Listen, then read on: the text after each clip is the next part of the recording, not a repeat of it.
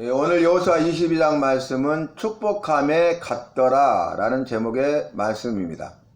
오늘 여호수아가 루벤 사람과 갓 사람과 므낫세 반지파를 불러서 너희가 모세가 명령한 그 모든 것을 다 지키고 또 내가 여호수아가 명령한 모든 것을 다 지키고 그리고 더 나아가서 여호와께서 명령하신 것에 대하여 책임을 다하여 지키도다, 이렇게 말을 합니다. 그 말은 무슨 말이냐면은 이제 루벤 사람과 갓 사람과 므낫세 반지파가 요단강을 건너기 전에 광야 40년 생활을 마치고 요단강 앞에 이르렀을 때에 머무르게 된 땅, 모압 평지죠. 다시 말하면 요단강을 중심으로 요단강을 건너기 전 모압 평지는 요단 동쪽이고, 요단강을 건너서 차지하게 될 젖가꿀이 흐르는 땅, 곧 크고 아름답고 강대한 땅, 가나안 땅은 요단 서편이에요. 그런데 이 요단강을 건너기 전에 루벤 사람과 갓 사람과 므낫세 반지파는 태어나서 척박한 땅 광야만 보다가 이제 모압 평지를 보니까 너무너무 좋은 거죠. 그래서 말씀드린 대로 이보다 더 좋을 수는 없다, 이보다 더 좋은 곳은 없다, 이걸 놓치면 안 된다. 그래서 그들이 이 모압 평지를 우리에게 기업으로 주소서, 우리는 요단강 건너편 요단 서편에 있는 여호와께서 약속하신 약속의 땅, 소망의 땅, 생명의 땅, 축복의 땅, 가나안 땅, 젖가꿀이 흐르는 땅, 곧 크고 아름답고 강대한 땅을 기업으로 받지 않겠습니다, 이렇게 말하는 거죠. 왜 그렇습니까? 그들의 생각과 그들의 판단으로는 이보다 더 좋은 땅은 없다는 거죠. 그러니까 요단강을 건너가 본들 가나안 땅이라고 한들 아무리 젖가꿀이 흐르는 땅이고 곧 크고 아름답고 강대한 땅이라도 모압 평지와 같지는 않을 것이다, 모압 평지만은 못할 것이다, 모압 평지가 더 좋은 땅이다, 이렇게 그들이 생각하고 판단해서 결단을 내리는 거죠. 그러나 우리가 이 땅을 우리의 기업으로 받지만은 우리가 여기에 머무르지 아니하고 요단강을 건너가서 가나안 정복전쟁에 참여하고 그 모든 일을 다 이룬 다음에 다시 요단 동편 우리에게 기업으로 단락한 모압 평지에 다시 돌아오겠나이다, 이렇게 약속했어요. 그런데 이제 요단강을 건너서 깜짝 놀랐죠. 모압 평지는 땅도 아니잖아요. 여호와의 약속의 말씀보다 자신의 생각대로 판단하고 결단하는 것이 얼마나 어리석은 것인가를 분명하게 보여주고 있습니다.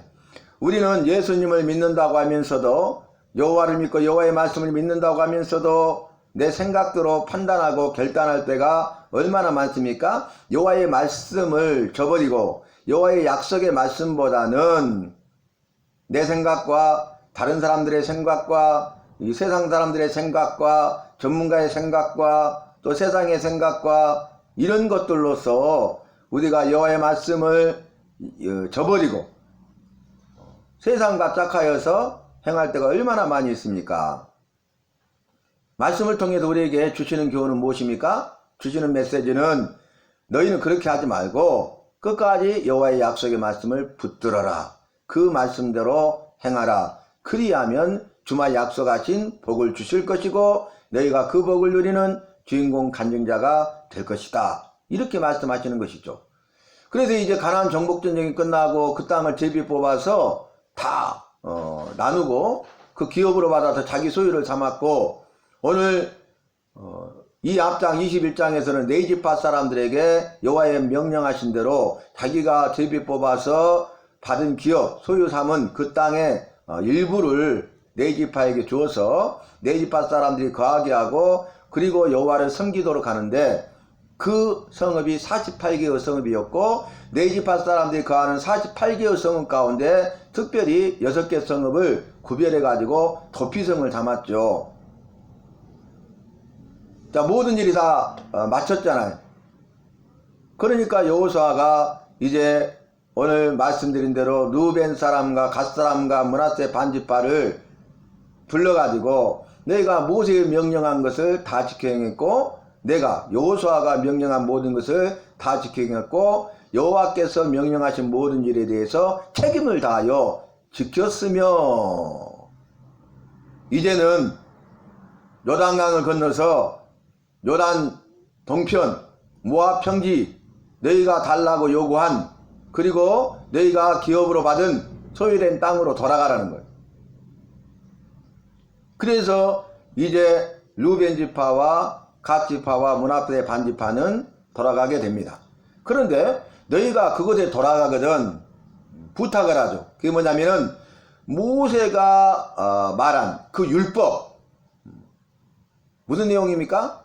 신명기에 있는 광야에서 태어난 2세대를 이하에서 가장 중요한 것이 율법 여호와의 말씀이잖아요. 그래서 그 율법 여호와의 말씀을 신명기를 보면은 모세가 2세대들에게 재교육하고 있는 것을 볼 수 있습니다.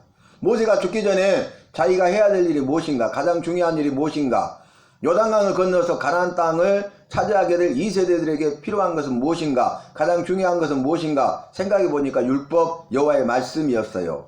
여호와의 말씀이 가장 중요한 우선순위였어요. 그래서 여호와의 말씀을 알아야 말씀을 지켜 행할 것 아닙니까? 여호와의 말씀을 알지 못하면 다 넘어지고 마는 것입니다. 그래서 그 율법을 지키고 여호와를 사랑하고 그 여호와를 성품을 다하고 마음을 다해서 섬길지니라 이렇게 부탁해요. 그러니까 여호와의 율법을 지키고요 여호와를 섬기는 삶을 살아라는 거예요. 여러분 우리도 믿는 사람으로서 우리가 해야 될 일은 무엇이냐면 첫 번째는 여호와의 말씀을 지키는 거예요. 그리고 더 나아가서 여호와를 섬기는 자가 되어야 합니다. 여호와를 섬기는 삶을 살아야 하는 것입니다. 그러면서 이제 마지막으로 여호수아가 축복하며 그들이 갔더라 이렇게 6절에 마무리를 하고 있습니다.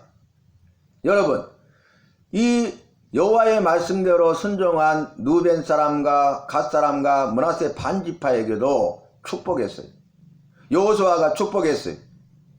여호수아가 복을 주시는 여호와께 이 루벤 사람과 갓 사람과 므낫세 반 지파 사람들에게 복을 내려주세요 하고 복을 달라고 빌었어요. 축복. 그러니까 그 여호수아가 축복한 복을 빈 그걸로 인하여서 여호와께서 이제 여호수아의 축복대로 이 루벤 사람과 갓 사람과 므낫세 반 지파 사람들에게도 복을 주시는 것입니다. 여러분 여호와는 복을 주시는 분이에요. 그리고 이제 종교 지도자인 대제사장이나 제사장들은 축복하는 사람들이 그리고 이제 정치적인 지도자 최고의 지도자 모세나 또 드릴리언 여호수아는 축복하는 사람이 복을 줄 능력이 없어요. 복을 달라고 비는 거예요. 강하고 능하신 참신이신 그 여호와께 이 백성들에게 복을 달라고 비는 거죠. 축복, 빌축, 복복. 그러면은 그 일을 통하여서 여호수아를 통하여 축복하게 하고 모세를 통하여 축복하게 하고 대제사장과 제사장들을 통해서 축복하게 하신 여호와께서 이제 그 복을 빈 내용대로 그 대상들에게 복을 주시는 것입니다. 이게 여호와께서 주시는 복이에요. 복의 복, 복 중의 복, 만복, 큰 복 이렇게 주신다는 것입니다. 오늘 말씀을 살펴보면은 이제 오직 여호와의 종 모세가 너에게 명령한 명령과 율법을 반드시 행하여 너희 여호와를 사랑하고 그의 모든 길로 행하며 그의 계명을 지켜 그에게 친근히 하고 너희 마음을 다하며 성품을 다하여 그를 섬길지니라 이렇게 말했어요. 그리고 나서 마지막 6절 보니까 틀림없이 여호수아가 그들에게 축복하여 보내매 그들이 자기 장막으로 갔더라. 아멘. 여러분 자기 장막은 다시 요단강을 건너서 요단 동편 모압 평지인 것입니다. 오늘 말씀을 통해서 우리에게 주시는 메시지는 무엇입니까? 너는 여호와와 여호와의 약속의 말씀을 믿고 그 말씀을 끝까지 지켜 행하는 자가 되라는 것입니다. 그러면 여호와께서 약속하신 그 은혜와 복을 반드시 주신다는 것입니다. 우리가 그러한 은혜와 복을 받은 자로서 해야 될 일이 무엇입니까? 살아가면서 우리가 해야 될 일이 첫 번째는 여호와의 말씀을 반드시 행하는 거예요. 그리고 두 번째는 여호와를 사랑하고 여호와를 섬기는 자가 되어야 한다는 것입니다. 다시 한번 말씀드립니다. 여호와의 말씀을 반드시 지켜 행합시다. 그리고 더 나아가서 여호와를 사랑하고 여호와를 섬기는 자가 되어서 여호와가 주시는 복을 받아 누리는 우리 모두가 되어야 하겠습니다.